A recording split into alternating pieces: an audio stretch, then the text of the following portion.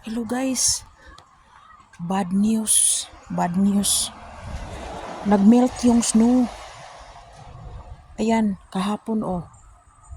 'Di ba? Nilinis ko to kahapon. Ayan, nag-ano siya guys, nagmelt ang snow guys.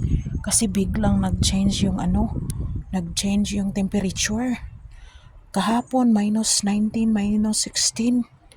Ngayon tingnan nyo guys, mahangin at saka positive 6 ngayon. Ayan, tingnan nyo guys, oh. Tumulo na yung tubig, oh. Ayan. Ayan guys. Ayan. Tingnan nyo guys. Nag-melt yung snow.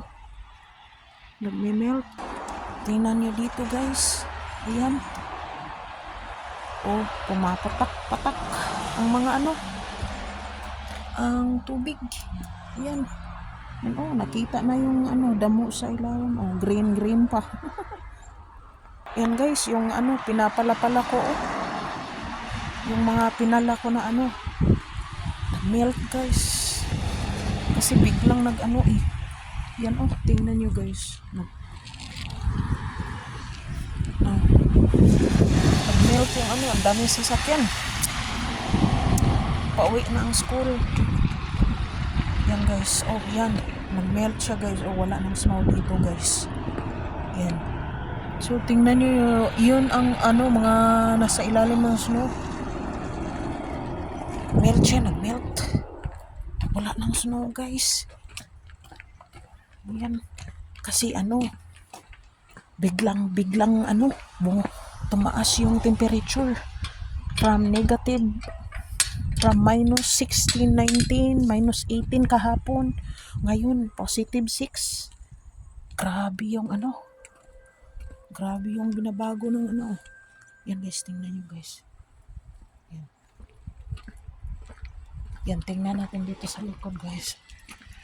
Ayan guys, oh yan. Yan guys, yan, ang hangin, maginaw. Wala, may tao pumunta doon sa likod. Ay, ako pala yun. Yan guys, yan. Oh, yan. Tingnan nyo guys. Yan. Kasi biglang tumaas yung temperatura. Yung temperatura tumaas sa 6 degrees.